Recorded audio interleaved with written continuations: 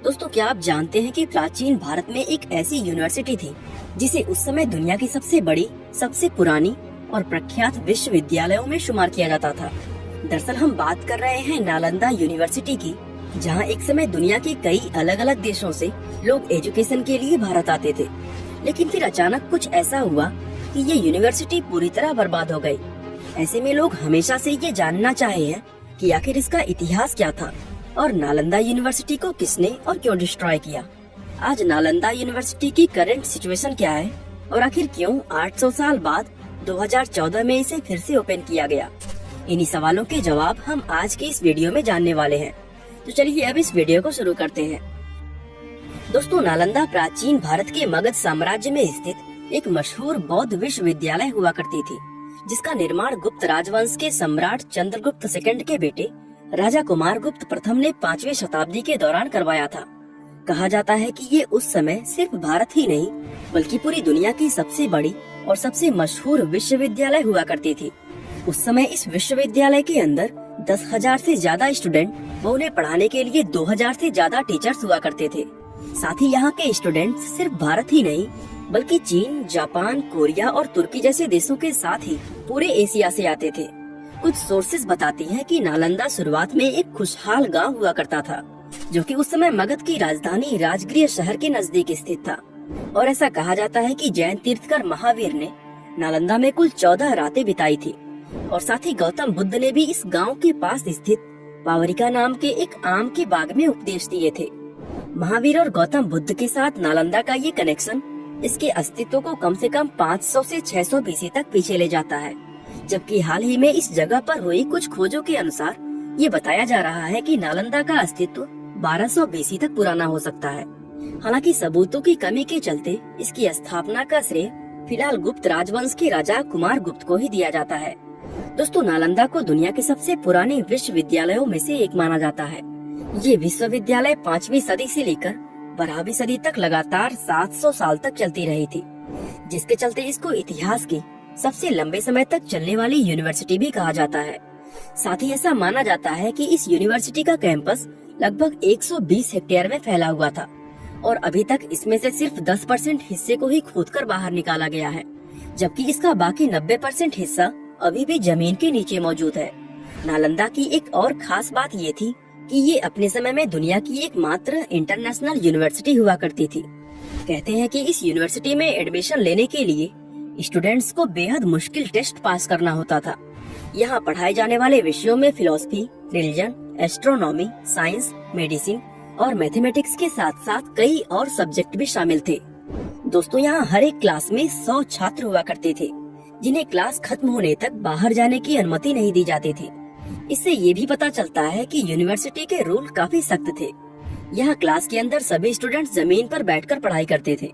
साथ ही उनकी सुविधाओं के लिए ज्यादातर क्लासेस के बाहर कुएं भी खुदवाए गए थे, ताकि प्यास लगने पर स्टूडेंट कुएं से पानी निकाल कर पी सके।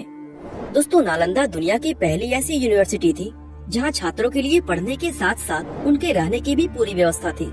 इसका हॉस्टल 3 अलग अलग मंजिलों में बटा हुआ था, जिसमें हर एक मंजिल पर 300 से ज्यादा कमरे बने हुए थे। यूनिवर्सिटी के नए स्टूडेंट्स को रहने के लिए हॉस्टल के बेसमेंट वाला हिस्सा दिया जाता था, जबकि पुराने स्टूडेंट्स और स्कॉलर्स ऊपर की मंजिलों में रहते थे।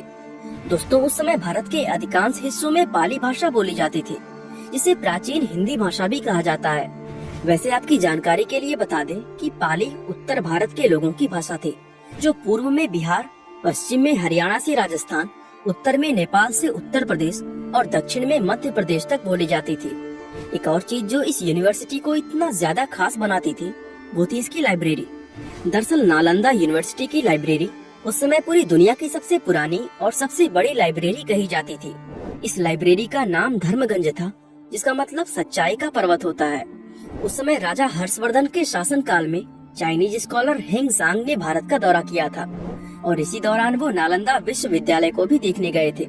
उन्होंने जब इस यूनिवर्सिटी की लाइब्रेरी को देखा तो वो पूरी तरह हैरान रह गए, क्योंकि उन्होंने इतनी सारी किताबों को एक साथ अपनी लाइफ में पहले कभी नहीं देखा था। कहते हैं कि ये लाइब्रेरी 3 अलग अलग बिल्डिंग्स में बनी हुई थी।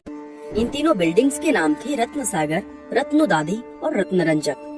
बताया जाता है कि इस लाइब्रेरी के अंदर अलग अलग विषयों पर लिखी हुई लाखों किताबें मौजूद थी और ऐसा माना जाता है कि जब इस यूनिवर्सिटी पर आक्रमण किए गए तब इस लाइब्रेरी के अंदर लगातार 6 महीनों तक आग जलती रही।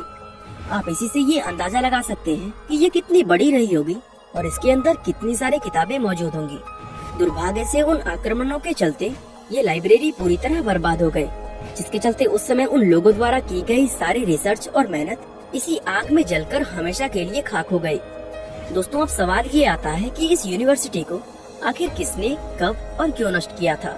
अब यूँ तो इतिहास में इसको नष्ट करने का पूरा श्रेय तुर्की से आए मोहम्मद बिन बख्तियार खिलजी को दिया जाता है, लेकिन कुछ सोर्सेज बताती है कि खिलजी के आने से पहले भी इस यूनिवर्सिटी पर 2 बार आक्रमण किए गए थे। इसमें सबसे पहला अटैक पुष्यमित्र के द्वारा मौर्य राजवंश के अंत के समय उनके कमजोर होते शासन का फायदा उठाकर किया गया था। हालांकि ये अटैक यूनिवर्सिटी पर नहीं बल्कि उसके अंदर मौजूद बौद्ध भिक्षुओं के खिलाफ था, इसलिए इस हमले में यूनिवर्सिटी को कोई खास नुकसान नहीं हुआ था। मौर्य राजवंश के बाद गुप्त राजवंश सत्ता में आया और इस वंश के शासकों ने इस यूनिवर्सिटी को एक बार फिर से बहाल कर दिया। इसके बाद जब गुप्त राजवंश का अंत हुआ तब सत्ता गौड़ वंश के हाथों में आ गई। इस राजवंश के सबसे ताकतवर शासक राजा शशांक के शासन में भारत के अंदर बौद्ध भिक्षुओं पर बहुत जुल्म किए गए और इसी दौरान नालंदा यूनिवर्सिटी पर इतिहास का दूसरा अटैक किया गया था। लेकिन इसके बाद पुष्यभूति राजवंश के राजा हर्षवर्धन गौड़ वंश के शासक को हराकर सत्ता में आ गए और उनके शासन में इस यूनिवर्सिटी को एक बार फिर से चालू कर दिया गया। दोस्तों, नालंदा यूनिवर्सिटी पर तीसरा और आखिरी हमला सन 1197 से 1206 ईस्वी के बीच तुर्की के मोहम्मद बिन बख्तियार खिलजी के द्वारा किया गया था और खिलजी का ये अटैक इतना खतरनाक था कि उस समय नालंदा का शासक इस हमले से डरकर तिब्बत भाग गया था। खिलजी के उस अटैक का निशाना नालंदा यूनिवर्सिटी भी बनी और उसके द्वारा किए गए हमलों में ये यूनिवर्सिटी पूरी तरह बर्बाद हो गई, जिसको फिर कभी दोबारा से स्थापित नहीं किया जा सका। इस आक्रमण के दौरान खिलजी के सिपाहियों ने नालंदा यूनिवर्सिटी की लाइब्रेरी में जो आग लगाई थी वो 6 महीने तक लगातार जलती रही थी। इस हमले को हुए लगभग 800 साल बीत चुके हैं और आज उस ऐतिहासिक विश्वविद्यालय के सिर्फ कुछ ही अवशेष बाकी रह गए हैं।